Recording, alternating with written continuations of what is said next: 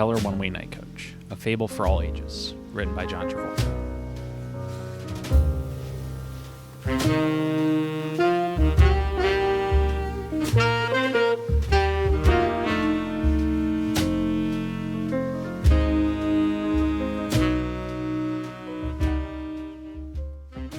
Introduction.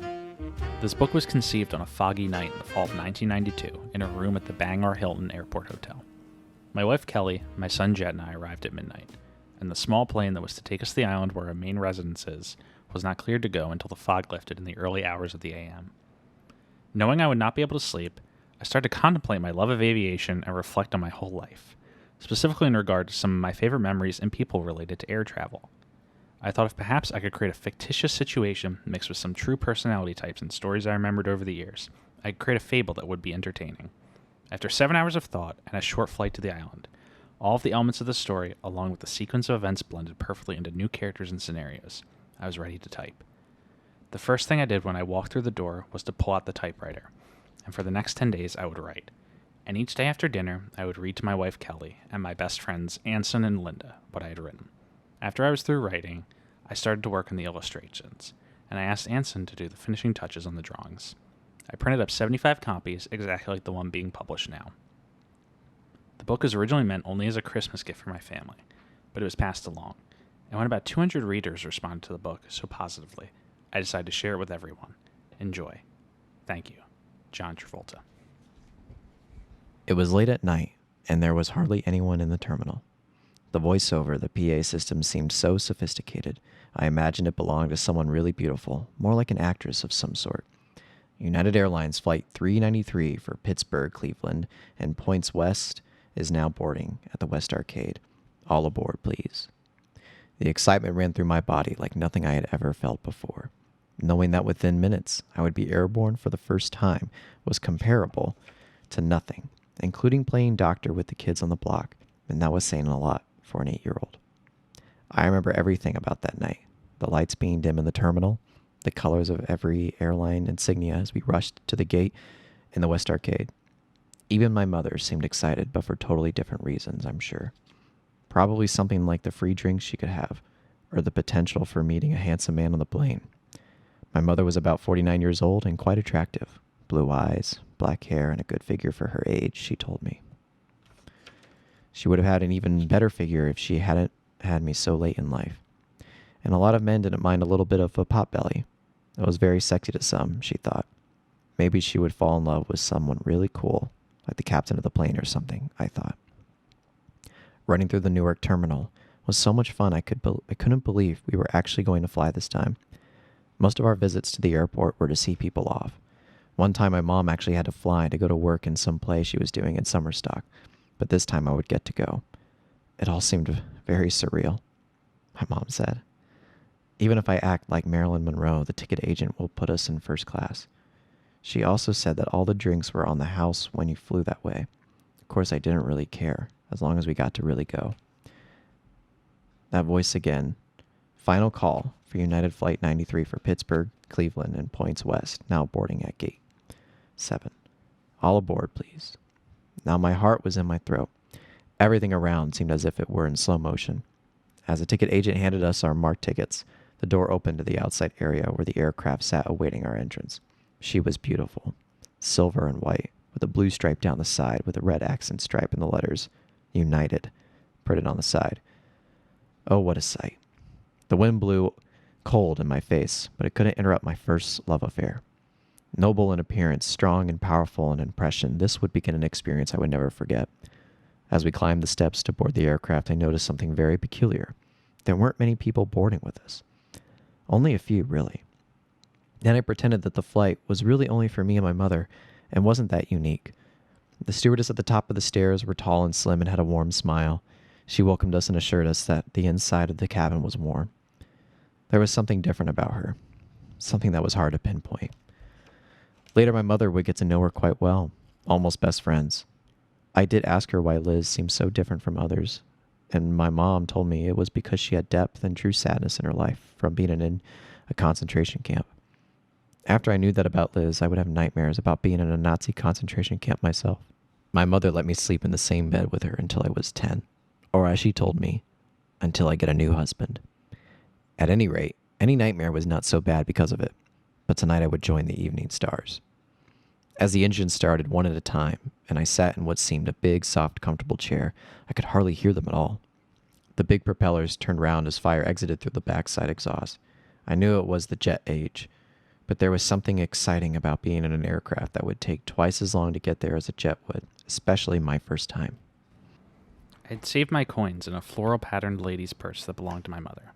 She told me that if I saved long enough, we could go on a trip together. She would match my money. Choosing a destination that would be inexpensive enough would be a somewhat pleasurable task. Little did I know that Mom was already planning a change-of-life move to Los Angeles. There was nothing like it when my mother was excited about something. The whole world seemed to have brightness and hope. She told me that the reason we were moving to Los Angeles was that a director friend of hers she worked with in Allentown had promised her that if she could get out west by February, he could get her some work in film. Mom already had quite a few jobs as an extra under her belt, so it didn't seem that far-fetched. Also, she taught drama in school, and prior to that had a full-time stage career. I had practically flown upstairs to the attic where I hid the airline schedules. United, TWA, American, these were the carriers that would take us there. United first, open to the back page where the airfares are listed. Then look for the most inexpensive fare possible. There it is, at the very end. Propeller one-way night coach, $95. Children, half fare. That's it, I thought. Now back to the flight times. Night flight, here we are. United Air Flight 393 departs at 9 a.m. DC-6 service to Los Angeles with intermittent stops at Pittsburgh, Cleveland, Chicago, Des Moines, Denver, Las Vegas, Los Angeles. Yes, that's it. Oh yeah, it arrives at 3 p.m. the next day. What more could a kid ask for? By the time I came back downstairs, the lights were off in the living room and the music from the radio portion of the stereo was playing softly. Wives and Lovers, sung by Jack Jones. Her cigarette was burning in the dark, a glass of sherry by her side. Then I worried what she had said about moving to Los Angeles might not be true. Was it just a daydream of hers? Oh well, I thought. I could still just save for the short trip. Maybe I'll go up and count my change again. We had a 1951 Ford station wagon that was kind of a muted green color. So there we were, in February 1962, on our way to the Newark airport with Flight 393 on my mind. She said when the odometer on the dash said 022, we'd be there. Now it was fun to see the big billboards that boasted of different flying opportunities one could take. Like fly Eastern to Miami nonstop, etc. And here I am on this plane, going on the farthest trip the airline offers. Wow. There were a total of about 15 people on this first segment of the flight. I was wearing a hunter's cap that I forgot to remove, probably due to coming in from the cold. Nevertheless, on takeoff, this was my look. I could tell that my mother was excited for me, but for the moment was kind of impatiently waiting to be airborne, so she could have a cigarette and a drink.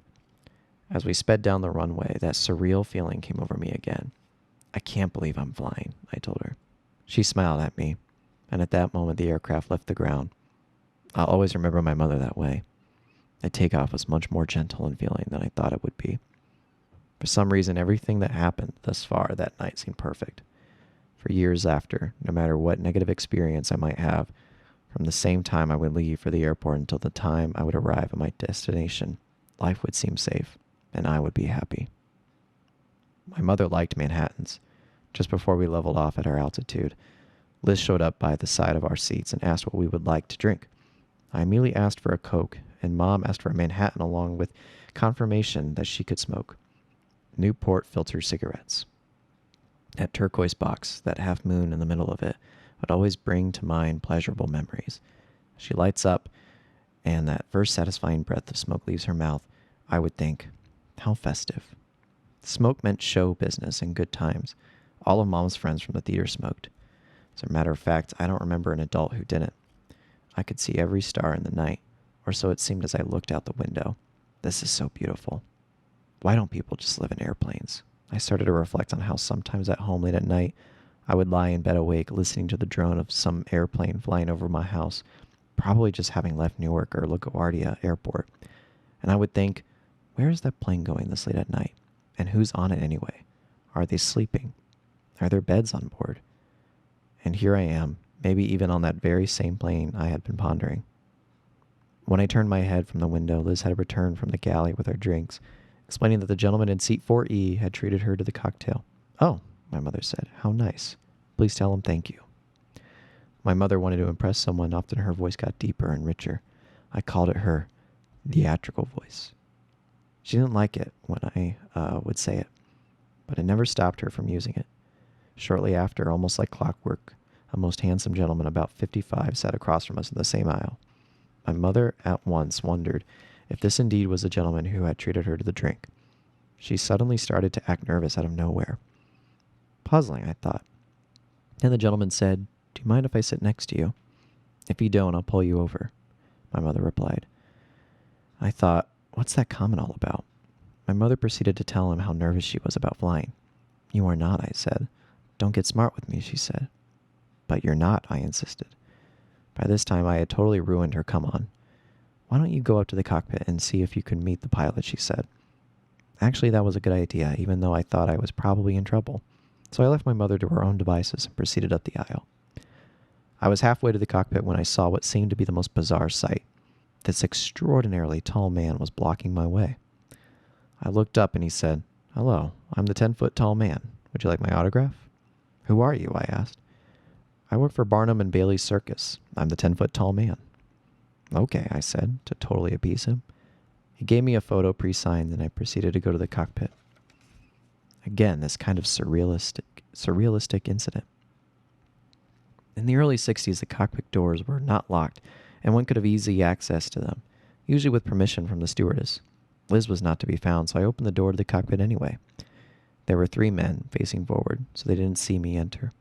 I only caught part of the story one was telling, but it was about some stewardess that they had flown with and how she treated the crew really well. Then at the end of some trip to Boston from Washington, they were all quite satisfied. Only later did I realize when I was older that they were probably referring to sex or something. At any rate, their faces seemed flushed, even in the dark, when they realized I was in the cockpit without knowing how long I had been there. "Well, hello," said the man whose story I had interrupted. "Going to Pittsburgh tonight?" "No," I said, with pride. "Los Angeles." A small burst of laughter came from at least 2 of them. "How did you ever end up on the milk run?" the captain asked. Suddenly, I went flush. A million thoughts went through my head. But then the truth came blaring out. I wanted to stay on the plane as long as I possibly could, and my mother can't afford a non-stop jet. There, I said it, almost in tears. I thought they would have loved the idea that I liked planes so much, but they saw the more inconvenient side of it, I guess. "Well, we're only with you until Chicago. But when and if you get bored, you're welcome to come up and visit. But ask the stewardess first, okay?" "Sure," I said. I left the cockpit kind of miffed a bit. Nevertheless, I was flying in all night at that. Could life be better? By the time I got back to my seat, Mom was on her second drink and already getting very touchy with her new friend Harry. "This is my baby boy Jeff. And this is Harry. Harry lives in Pittsburgh, honey. He's a lawyer and knows some of the Pittsburgh Steelers. Isn't that wild?" I nodded my head, yes, and proceeded to ask him if he was married and had any children. My mother gave me the look that meant I was being rude, and then he confidently said, "Why, yes, I am, and I have a boy and a girl." "Oh," I said, "that's good." Then I left to go to the back of the plane toward the galley area where Liz was preparing some sort of hot food. "I hope you like chicken," she said. "I like fried chicken." "Well, this is just like it. It's called chicken cordon bleu, and it's very tasty." "Okay, I'll have some," I said. When I got back to my seat, Harry was whispering something in my mother's ear. I waited until I thought he was through so I wouldn't get in trouble. I got up and left his seat, and I got back in mine. "Oh, what a wonderful man," she said. "So well spoken." My mother liked people who spoke well and enunciated words and were articulate. She didn't like accents too much on people unless they were using them for a role. She said good speech reflected how well educated they were. Her friend Julia was a beautiful woman, very wealthy, married to a rich inventor, and seemed to have it all, except my mother could never get over the idea that she had a thick New Jersey accent. She would say, "What a shame, all the beauty and wealth in that horrible New Jersey accent." The funny thing was that sometimes Mom would actually have an accent herself. If we were ever in Pittsburgh one day, Harry would love to take us out to dinner. "Oh, with his wife and kids?" I said, Smart ass, she scolded. As the darkness of the night turned into snow clouds outside the window, I could sense something being placed before me, and from the smell of it, it was chicken cordon bleu. Wow. It really did look like fried chicken, but better. Could I have another Coke? I started to dig in, and cheese dripped out from the center of the chicken. Oh, I like chicken, and I like cheese, but I'm not sure if I can eat them together. So I picked at it for a while and thought, maybe when we get to Pittsburgh, Mom will buy me a grilled cheese or a hot dog. Until then, perhaps I'll eat this dessert and drink as many Cokes as possible. As we started our descent into the Pittsburgh area, I could finally see out the window. We were below the cloud layer now, and it was snowing at a pretty good rate. It actually looked quite beautiful to see the city below kind of glisten through the weather. Then I started to think that possibly there was some child down below in some house, listening to the drone of the engines above and wondering who was on that plane so late and where they were going and were they sleeping or not. We could hardly feel the landing. It was so smooth. The blue lights that lined the taxiway seemed to stand out even more in the snowstorm. As we taxied up to the gate, an announcement over the PA system on the plane was being made. "This is your captain speaking. Due to the unexpected snowstorm, those of you continuing on to Cleveland and Chicago will be delayed until further notice. Please check with the ticket agent at the gate for further information." Wow, I thought, pretty interesting. Liz stopped by our seats before we got up to leave and told us not to worry, that United would be taking care of a hotel for the passengers free of charge. The hotel simply stated Airport Hotel and had a neon light in the shape of a 4-engine propeller airliner. I love dates and trivia, so I asked the man behind the counter when the hotel was built. "In 1951, I believe," he said. "Oh, thank you," I responded. Now I could fantasize about all the people who had to do the same thing we were doing in the middle of the night for the last 11 years. Wow. My mother told me that the airline would call the room when the flight was ready, but it wouldn't be for at least a couple of hours, so I should get some sleep. She was going to get a nightcap in the lounge downstairs. Somehow I knew Harry was going to be involved, but I held my tongue. Ring, ring. What's that? I thought. Oh, the phone. Right. The airline must be calling. It's 3 a.m. I better pick up. Hello. Yes, we'll be there. I ran out the door, flew down the hallway, and pushed all the elevator buttons. What a jerk. Why did you do that? As I looked down the hall, I saw Mom leave from some different room. It didn't really matter, even if she was with Harry. What really matters is that we only had about 20 minutes to get to the gate to continue our flight. For 3 in the morning, my mother was in an awfully good mood, but so was I. 3 hours of sleep and the rest of our journey to go. The flight from Pittsburgh to Cleveland was just under an hour long, and was far more interesting in retrospect because from a distance I watched my mother sit with Liz. The airplane was virtually empty, so Liz gave me a Coke and I sat across the aisle from them, looked out the window, and watched my mother go through more emotions in 40 minutes than I had ever seen before. Crying, laughing, looking frightened, then mad. I thought, what could she be telling her? Later, of course, I got the whole story on Liz. She'd actually come from a very wealthy Jewish family in Germany. She was only 12 when they had tried to flee the country. She and her older brother were the only ones to make it, and unfortunately had to watch her family die. There was a TV show in the New York area at the time called Remember Us. It showed actual footage of the Nazi event that was probably more responsible for my nightmares than anything. I just always felt bad for Liz. Anyway, my mother really cared for Liz. It was almost as someone in more emotional pain than her offered some kind of relief. I suddenly was sorry I hadn't gotten to know the 10-foot-tall man. At least it would have been someone to talk to. We decided to stay on board during the stop in Cleveland. Mom and I actually got a nap in. We were in the air again before we awakened, and Liz let us sleep as long as we were buckled up. No one had gotten on in Cleveland who seemed that interesting. At 4 in the morning, why would they? So we had slept until Chicago. It was still dark when we arrived in the somewhat new O'Hare terminal. When I asked what time it was, Liz said 4 a.m. I asked how that could be. I learned about the time change in Central Standard Time. The terminal was beautiful, and for some reason the hot dog stand was open even at 4 in the morning. I wanted 2, and Mom said in her decided theatrical voice, "Do you really, really want another hot dog?" I was suddenly taken aback. There was no one there to impress but me. So I said, "Yes, I really do." How could life be any better? An empty airport, 4 in the morning, 2 Hokes, 2 hot dogs, and a Coke. Unbelievable as it might seem, life did get better. When we returned to the gate to board the Des Moines part of the trip, Liz was waiting for us. She told us that this was where she got off. Chicago was her base, and a new crew would be taking over for the rest of the trip. I felt a loss having to say goodbye to Liz. She told my mother that she had arranged a surprise for me in Denver, but the news that overwhelmed both my mother and me was that Liz had fixed it so we'd fly the rest of the trip first class. My mother was visibly moved by the thoughtfulness of this gesture. All I could think about was how much it would cost us if we had to pay for it ourselves. It was something like $185 one way. The amount of toys and hot dog I could buy, and that's including probably 2 to 3 more trips like this. What a gal, that Liz. Suddenly, my mother's whole demeanor changed. I could see the visible change come over her. Her posture was straight, her chin up, and her walk noble. We were flying first class, and she was an actress flying to the West Coast first class. She quickly told the ticket agent her reasons. Hollywood called. They told me to grab the next flight.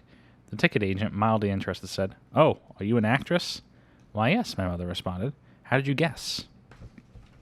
When my mother was a little too contented or really excited about something, she would often make unsolicited comments like this. I just know she was wishing she had won the fake leopard coat I had talked her out of before we left the house. This was before the days when fake furs were in vogue. I would tell her things like, "Oh, you think you're rich?" or "Walk ahead of me so my friends don't see me with you in that coat." But this time I really wish she should have walked on board with her first-class ticket and her leopard coat. The first-class sections on propeller planes were usually in the back of the plane, different from the jets. The first thing I noticed was that the seats were bigger, only 2 to a side of each aisle. When we took off, it was much more quiet. That's probably the reason the seating was placed in the back. In jets, it's quieter up front. I see. My mother seemed genuinely excited to be flying in first class. She told me that if she were flown out by a film studio, the Screen Actors Guild would demand the studio fly you this way. "It's the rules," she said.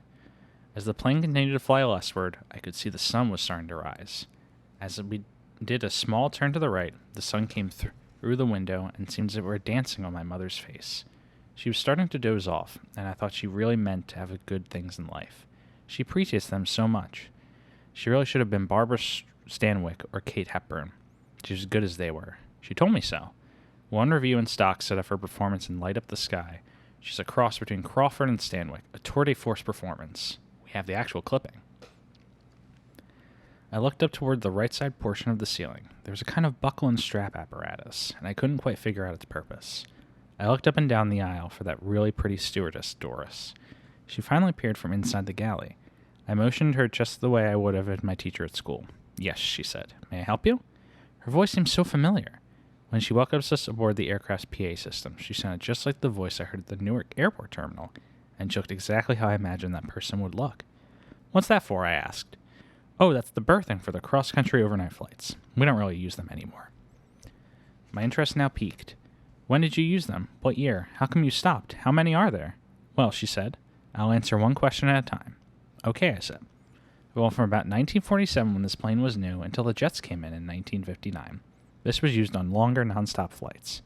Anytime the plane flew, let's say over 7 hours, let's say on an overnight flight across country, we would sleep people. That was part of the first-class airfare.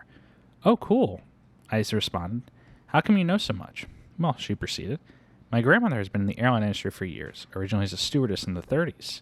"Wow," I said. "She retired in 1939 and ever since has been doing the flight announcements at Newark Airport." On that note, she started to leave, and I flew down the aisle after her. "You're kidding? Really? How old is she now? What kind of planes did she fly? What did she say those announcements in the airport?" Doris answered all my questions and more. She was my new best friend. Mom, wake up, wake up." "What is it?" she said. "You're not going to believe this. Doris's grandma is the voice of the Newark Airport. She's 72 years old, and she was one of the first stewardesses ever. Mom, you're going to love her, and she has no accent at all, and she's really beautiful." "Who?" asked my mother. "Doris." "That's wonderful, my baby boy. Don't call me that in front of Doris, okay?" "Okay," she said. "Now let me go back to sleep." Doris was preparing the beverage order for the passengers. Her blonde hair was done just in the style I liked, teased on top, a French twist in the back, blue eyes. I couldn't stop looking at her. "How old are you?" 21, she said with a smile. "What's your favorite airplane?" "The Caravelle," she answered. "Why?" I asked. "It's beautiful to look at, and it's all first class. Easier to serve the customers." "That's pretty good," I said. "Do you have a boyfriend?" "I did, but we just broke up. My mother's an actress, you know." I use this line whenever I really wanted to impress somebody. "Really? That's very interesting." "Yes, we're going to Hollywood. They called her. She has to do some movie with Paul Newman, I think." "Paul Newman," she said. "Paul Newman. I can't believe it." "Well, I gotta go. My mother wanted something." "Okay," she said. Oh God, why did I lie? That was so stupid. She was already impressed with just the actress stuff. The Des Moines airport was not very interesting, really. However, the gift store was open, and I couldn't wait to see if there were any cool toys there. Oh my God, there's a battery-powered toy replica of the same airplane we're on. Each engine starts, one at a time. It lights up, the doors open, the passengers disappear, and the door closes again. Then it starts to taxi. It was the greatest toy ever made, bar none. Oh, please, Mom, please, please, could I have it? I'll do anything you ask, please. Life at this moment was so good that, well, it was just hard to recover from. Until I stepped on the tail of my new plane. I didn't stop crying for about an hour, including the time during takeoff en route to Denver. This would be our longest leg, just under 4 hours. Due to headwinds, finally Doris made some sense. Even real planes break, she said, as if the Lord himself had spoken. I stopped crying and said, "They do?" "Yes, of course they do," she added. Oh, it made so much sense that I perked up immediately and said, "Well, I'll just get it fixed then." Doris is telling me that changed my life forever. I had always had a problem with things being less than perfect for some reason, especially mechanical things. And now she had the answer I would use until this day. Real things break too. She felt so bad about my toy breaking that she offered to make up the berth so I could get some sleep. My mother said it wouldn't be necessary, but I had to beg to differ at this time. I was so excited to be in this berth looking out into the sky from the little window. Above that I couldn't sleep at all. But I wanted to stay put so I could have some fun. Maybe even eat my meal up here. At that point I overheard Doris congratulating my mother on the Paul Newman film. I could hear my mother laugh and bail me out at the same time. He must have misunderstood. There is no specific film, just a friend who was going to try and help me out. He knows I like Paul Newman as an actor and somehow put the two together. I was mortified, didn't want to live anymore. I buried my face in the pillow and waited for lunch to be served. I could smell lunch coming. "I hope you like chicken," Doris said. "I like fried chicken," I replied. "Well, this is just like it, only better." "Oh yeah," I said. "It's chicken cordon bleu." My face dropped and I asked for another Coke. From where I was sitting, which was on the upper berth, I could almost see everyone forward of me, mainly the coach passengers. I watched them very closely between referring to the description of my new toy plane on the side of the box that had come in and admiring the colorful sketch-like image of the plane on the top of the box. I couldn't quite confront the broken plane inside. I would wait until after it was fixed. The man in the seat I approximated to be 7D was drinking a lot and smoking Pall Malls, a very strong, unfiltered cigarette, my mother once told me. Newports were not nearly as strong. At any rate, he kept referring to the headline on the front of what appeared to be the Des Moines Daily News. It said, "Disaster. Jet airliner crashes at Idlewild." And below was some blurry black and white photo. Air crashes when I was younger were more intriguing to me than upsetting. I thought it was just too much to comprehend that something I loved so much could ever hurt anyone, let alone kill them. He started to shake and perspire as I watched him fumble through the paper. Then I saw a different stewardess, not Doris, start to talk to him. I had no idea what she said, but he did seem to calm down a bit. I found out later, through Doris, that same gentleman, 2 years ago, had actually booked himself on an evening flight from Chicago to New York, and when he arrived at the airport, found the airline had sold his spot to someone else. He fought and fought with the ticket agent, but to no avail. He left the airport already, deciding that the next day would be better anyway. On the news that night, they reported that the very same plane he had fought so hard to get on had crashed in the bay at LaGuardia Airport on final approach due to weather. I guess he had a right to be scared. Besides, how could I make him feel any better? My plane had a broken tail. It would probably scare him just to look at it. I just had the greatest idea. Maybe the captain could fix it. My toy, that is. As the captain removed a small pliers out of his flight bag, I asked him if he was married. "No, I'm not. Freshly divorced." "Isn't that coincidence? My mother's an actress." "I don't think I knew that what a coincidence was." He fixed it. God, he's the greatest. Why couldn't he marry my mother? "Thank you," I said. Then one last desperate move. "You know, my mother is going to be in a movie with, I think she said, Kirk Douglas and Marilyn Monroe." No response. I waited another beat. "And Paul Newman." "Really? Paul Newman?" "Yes," I said. "I have to go now. Thank you." As I approached the first-class section, I could see that my mother was now awake, and my berth hadn't been put up yet. "Hello, darling," she said. She looked really pleased, and I knew why. Fresh linen had just been placed before her and the most beautiful china and silverware for her to look at. "Lennox," she said, as she peered down the aisle to make sure no one was looking. Then she turned the plate to show me. Mom loved antiques and expensive china. She told me that it was ill-mannered to turn a plate over in front of people when it was set before you. She started to read aloud the menu, a habit that she had. It was done in a very deep theatrical voice that always embarrassed me at restaurants. Your choice of appetizer, shrimp cocktail, or stuffed mushrooms with crab meat. Main course, beef with au jus, or, I chimed in, chicken cordon bleu. I jumped out of my seat, already bored with my mother for now. I climbed back up to my little haven, my own private world. As I looked down at where my mother was sitting, I wondered what we would do this year for my birthday. I started to giggle at the thought of when I was little, my 5th birthday. It was so successful that I wanted a party every day. My mother gave in for about 5 days. I then had to learn the ugly truth. Birthdays lasted only 1 day, usually. But no one told me that. I couldn't have them every month. I still remember that one time in April, my mother's friend walked in on one of my birthdays and said, "Isn't his birthday in February?" "Yes," my mom said, "but don't spoil it for him." My mom was good that way. I turned over on my back. The drone of the engine seemed to be kind of lulling me. Before I knew it, I was asleep. For many years to come, I would scrounge through my airline schedule to find a propeller plane to fly, providing I had the time, just so I could get that same kind of sleep. I was awakened by the sound of a ding and the pressure of someone's hand. It was Doris. "You can stay up here as long as you stay strapped in." "Okay," I said. "This is your captain speaking. We're expecting moderate turbulence for about the next 20 minutes. Please remain seated and fasten your seatbelts." The aircraft started to buffet and rumble a bit. The pitch of the engine's sound changed as we started to climb above the weather. However, the turbulence got worse, and some of the passengers started to look around as if maybe something they could look at would solve this problem. The man in 12A ran direct to the lounge area in the very back of the plane. The stewardess that I didn't know ran after him. When they both arrived in the lounge area, she closed the curtain. Now I was curious as ever to find out what was going on. I squirmed my way to the back of the berth and peeked through the curtain. What a bizarre sight! The man had his hands out around the throat of the young lady, and she had her hands around his throat as well. There seemed to be genuine resistance between the two. But they were having a quite normal conversation. There's more to this character than meets the eye. When he boarded before everyone else, apparently he was drugged and placed on board so he could transfer to a different mental institution in Denver. Apparently he came to and realized the situation and wanted to get off the plane. They were talking in such a calm manner that it was hard to believe anything was wrong. I tried to flag down Doris. She finally caught my look and came over. I explained what was happening, and she quickly went to assist. The other stewardess told her that she was fine, and could Doris just take over her duties for a while. Doris knew better and got the first officer, and together they managed to calm him down. Still, everyone was quite uneasy until we disembarked. As we were exiting the plane, the captain saw me looking down the aisle.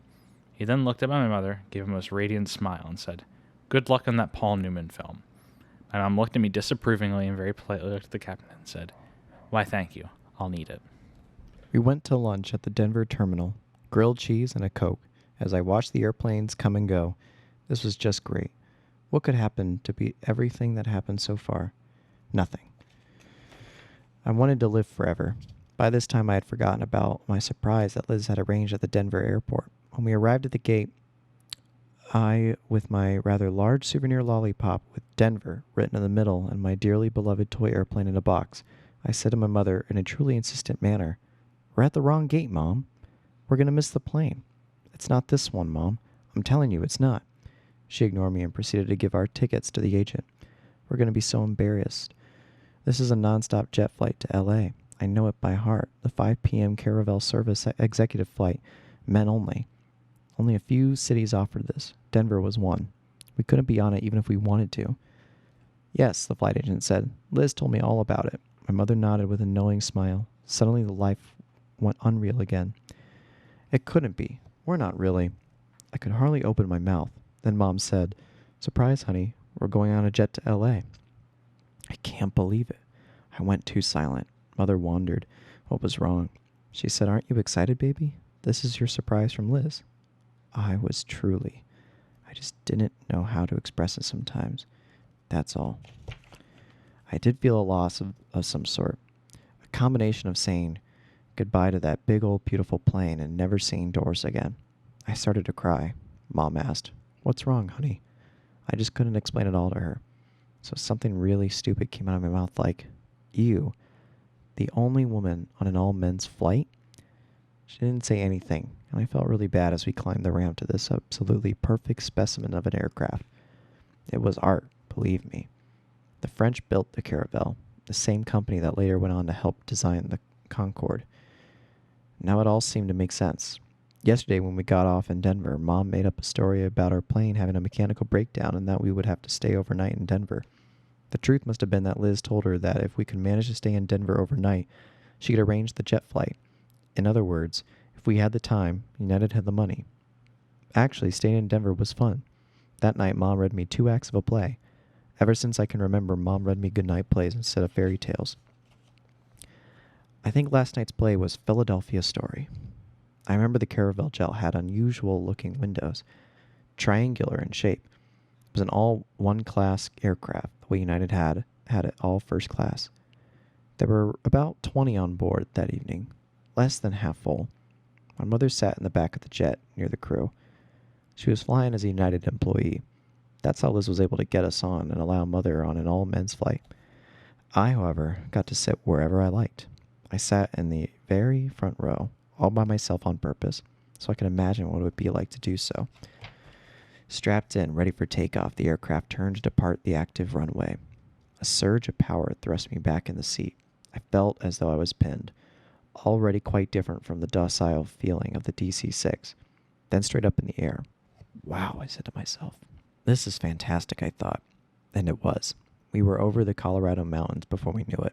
The snow-capped mountains at sunset were unforgettable.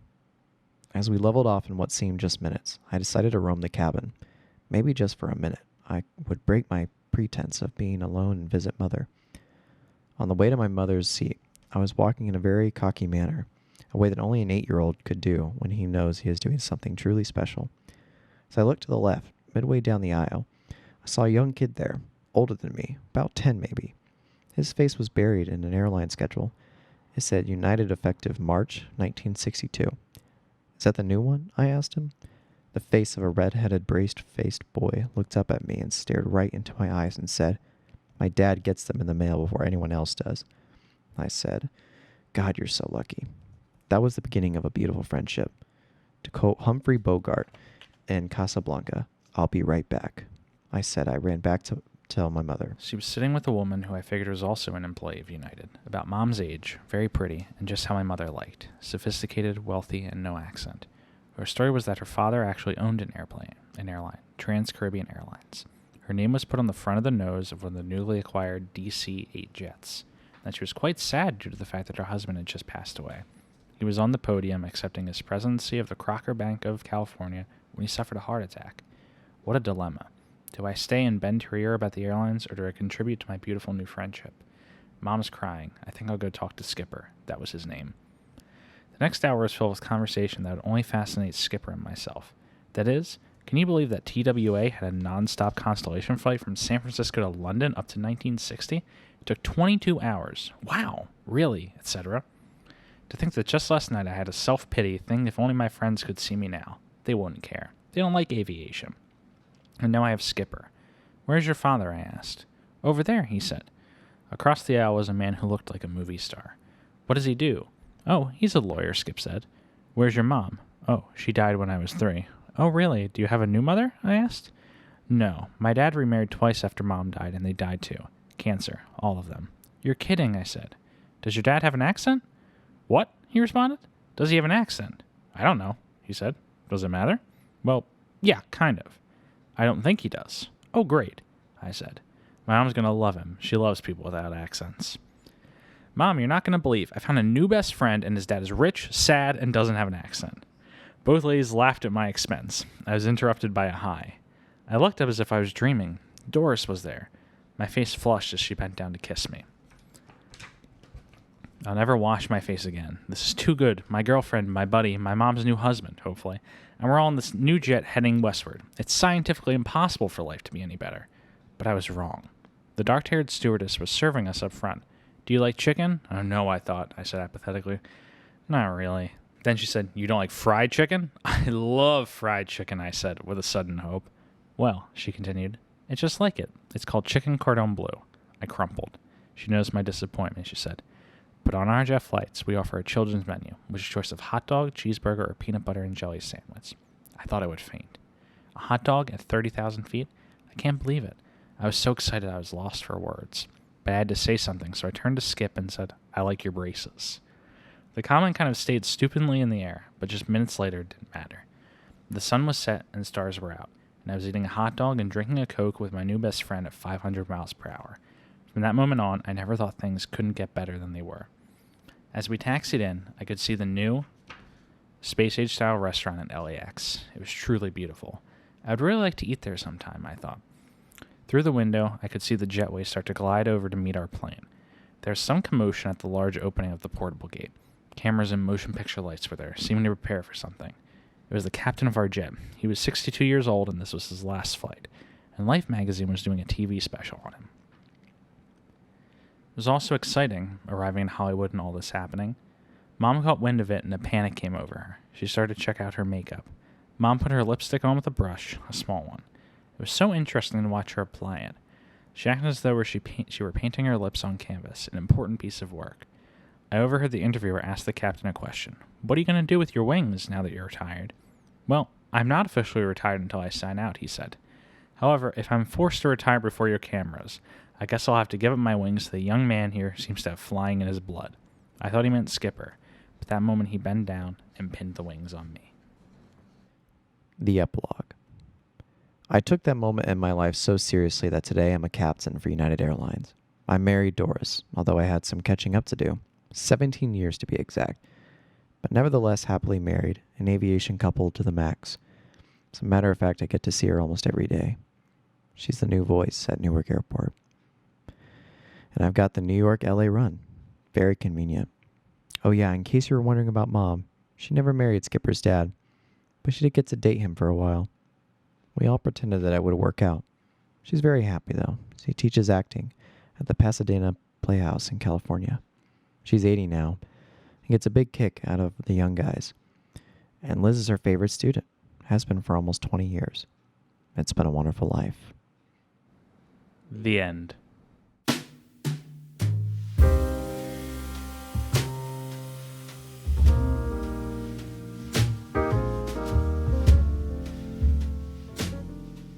Propeller One-Way Night Coach, available for all ages by John Travolta.